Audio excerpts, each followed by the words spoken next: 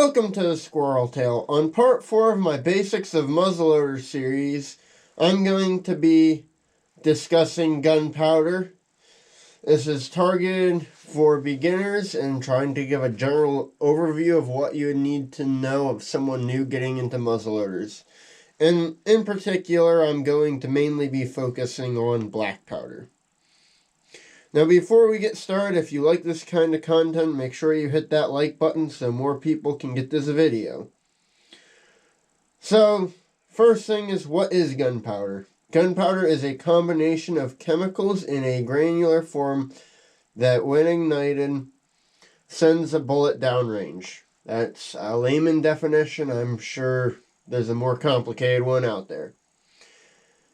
Now, in a practical sense, there are 3 types of gunpowder, main types. Smokeless, which is used for modern cartridges and was invented in the late 1800s, 1887 by the French, I believe. Smokeless powder makes less smoke and also less fouling. It's cleaner burning. This was a big thing for repeating guns. And it also burns at a higher pressure, so you're able to get bullets going faster and increase the range. And here I have a clip showing you the difference between traditional black powder when ignited, and I use 3F GoX, and some smokeless powder, and the smokeless was a surplus powder that I got out of pulled bullets that I wasn't planning on actually using. So I'm going to ignite some black powder first, some 3F black powder.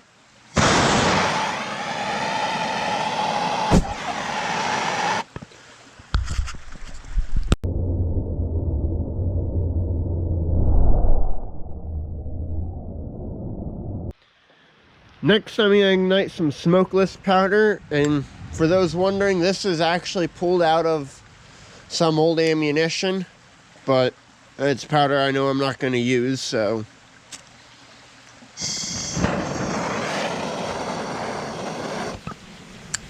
As you can see, a lot less smoke and a lot slower burn. It burns slower and has more pressure, so you can see the difference.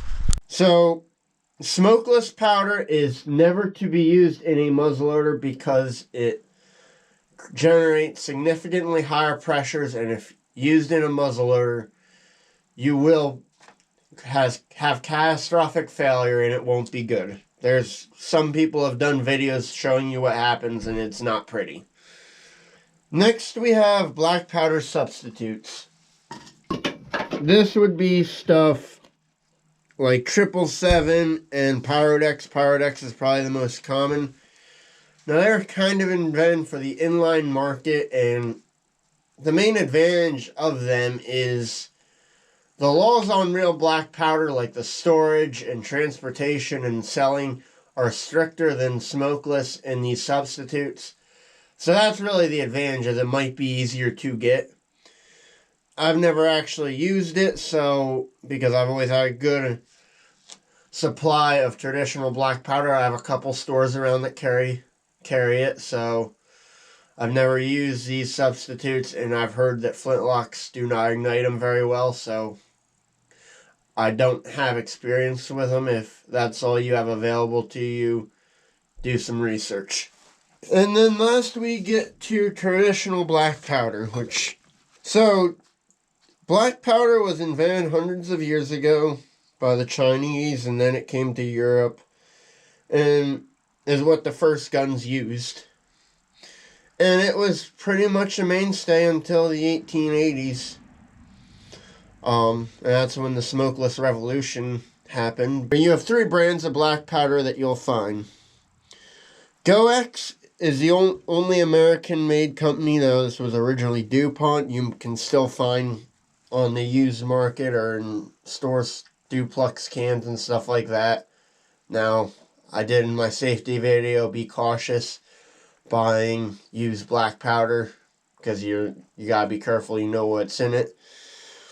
But it's the only American brand, but as of the end of 2021, it's been off the market, so because of a change in ownership. Now, Ethan, I Love Muzzleloading, has a whole series covering on what happened, and he interviewed the old buyer and the new buyer, so check out his channel if you want to know more about what's going on there. But it's been off the market for about a year now.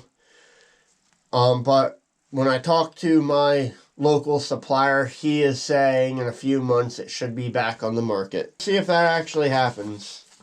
And when it does, I'll be doing a video comparing the velocities. I do have plenty of the old stuff, so I'll take some of the original and see if it stayed consistent.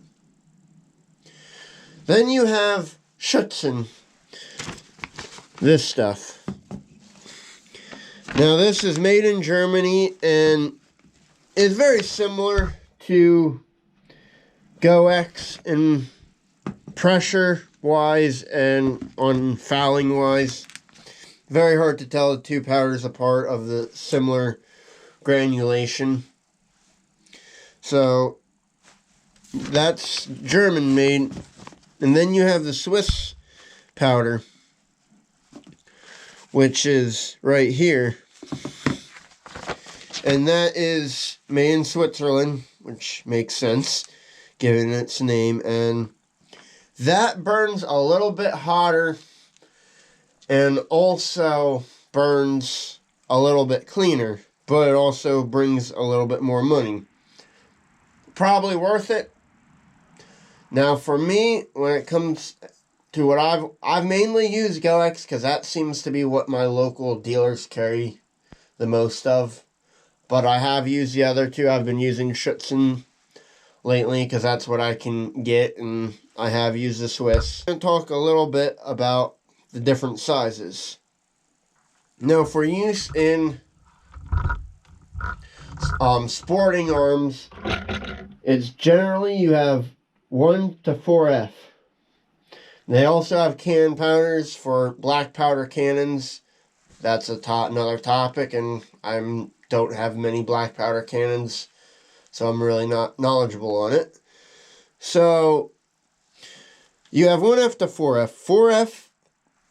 4F has the smallest particle size. Now what the F stands for is basically how many particles form a gram or a grain.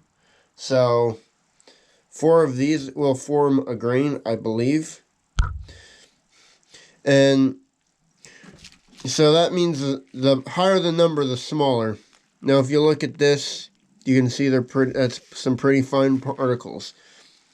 Now 4F has one usage and one usage only, and that is for use in your priming pan for igniting your flintlock. So you'll have one of the coarser powders for your main charge, and then you'll use the 4F in your priming pan, and you'll see that in my loading video. You don't want to use, it will burn because it's finer, it will burn at a higher pressure than the gun is designed for if you use it in your main charge. So you do not want to use 4F as your main powder charge. Next you have 3F, and 3F is a little bit coarser. I'll try to hold the two up together to see.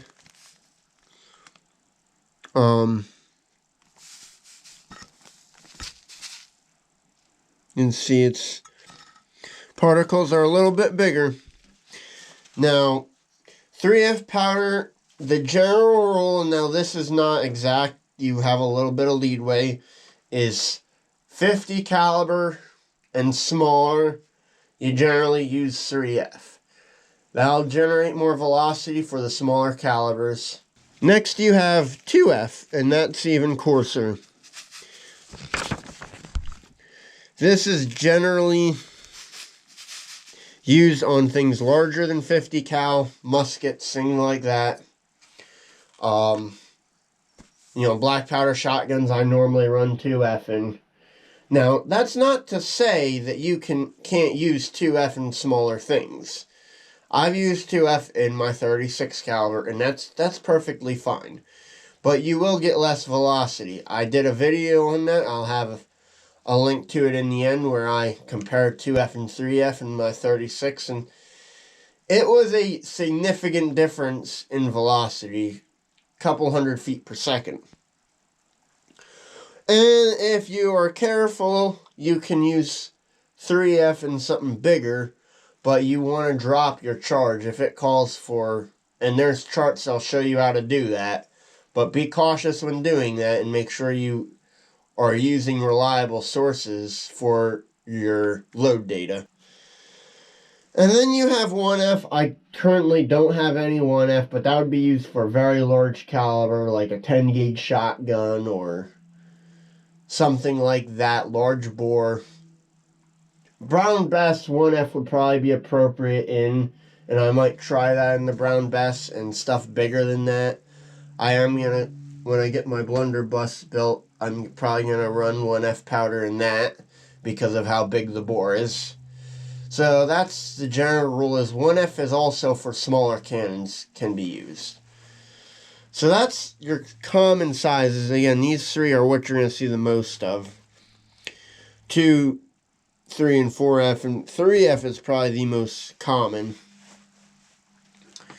And now, always, like I said in my safety video, when you're sourcing your black powder, do it from reputable sources. And I do want to say, especially when the whole thing with GoX went down, there's a lot of talk of people making their own black powder. I strongly suggest not doing that unless you really know what you're doing. That's a huge safety hazard and is something people should not be doing.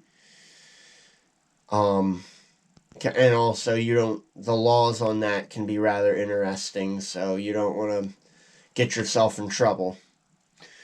But yeah, that's kind of my general overview of black powder. I hope this video was informative and you enjoyed it and maybe learned something. So, have a good day and make sure you like and subscribe.